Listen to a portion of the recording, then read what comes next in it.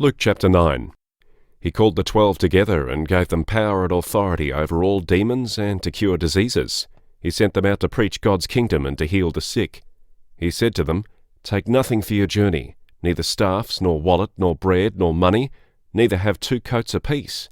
Into whatever house you enter, stay there and depart from there.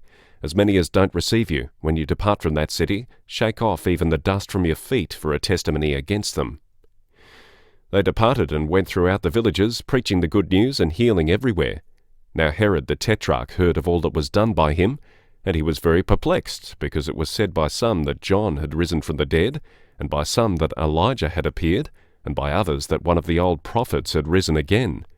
Herod said, "John I beheaded, but who is this about whom I hear such things?" He sought to see him. The apostles, when they had returned, told him what things they had done.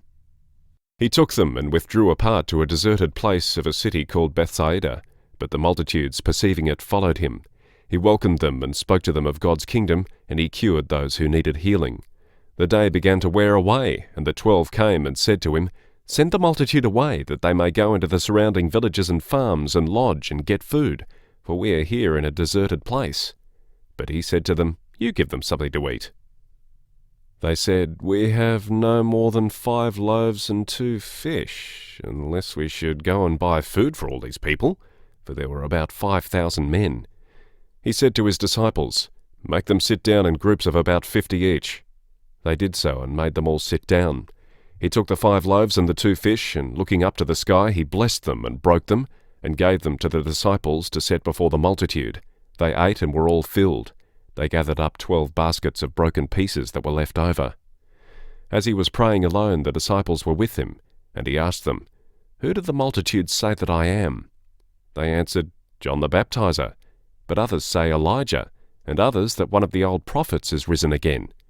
He said to them, "But who do you say that I am?" Peter answered, "The Christ of God."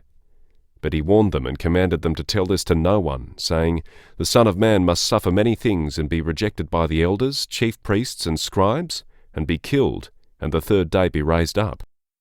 He said to all, "If anyone desires to come after me, let him deny himself, take up his cross, and follow me. For whoever desires to save his life will lose it, but whoever will lose his life for my sake, the same will save it. For what does it profit a man if he gains the whole world, and loses or forfeits his own self?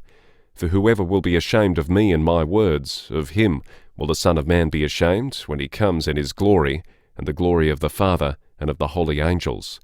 But I tell you the truth, there are some of those who stand here who will in no way taste of death until they see God's kingdom."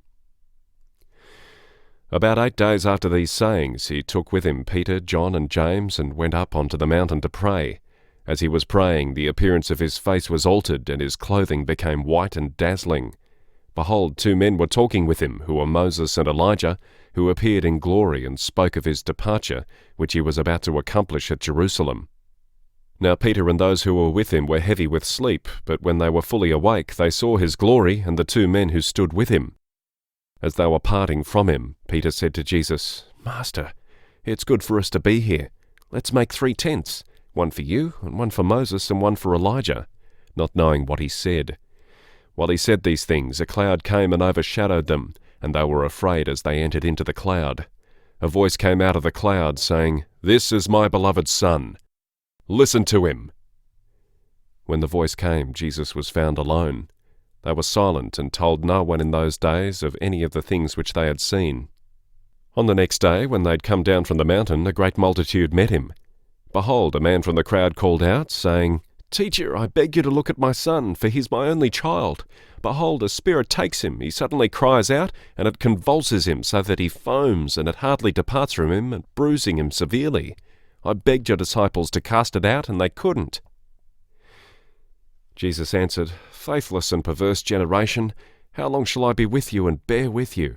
Bring your son here." While he was still coming, the demon threw him down and convulsed him violently. But Jesus rebuked the unclean spirit and healed the boy and gave him back to his father. They were all astonished at the majesty of God. But while all were marveling at all the things which Jesus did, he said to his disciples, "Let these words sink into your ears, for the Son of Man will be delivered up into the hands of men." But they didn't understand the saying. It was concealed from them, that they should not perceive it, and they were afraid to ask him about this saying. There arose an argument among them about which of them was the greatest. Jesus, perceiving the reasoning of their hearts, took a little child and set him by his side, and said to them, "Whoever receives this little child in my name receives me. Whoever receives me receives him who sent me. For whoever is least among you all, this one will be great." John answered, "Master, we saw someone casting out demons in your name, and we forbade him, because he doesn't follow with us." Jesus said to him, "Don't forbid him, for he who is not against us is for us." It came to pass, when the days were near that he should be taken up, he intently set his face to go to Jerusalem, and sent messengers before his face. They went and entered into a village of the Samaritans, so as to prepare for him. They didn't receive him, because he was travelling with his face set towards Jerusalem. When his disciples James and John saw this, they said, "Lord, do you want us to command fire to come down from the sky and destroy them, just as Elijah did?" But he turned and rebuked them. "You don't know what kind of spirit you are, for the Son of Man didn't come to destroy men's lives, but to save them." They went to another village. As they went on the way, a certain man said to him, "I want to follow you wherever you go, Lord."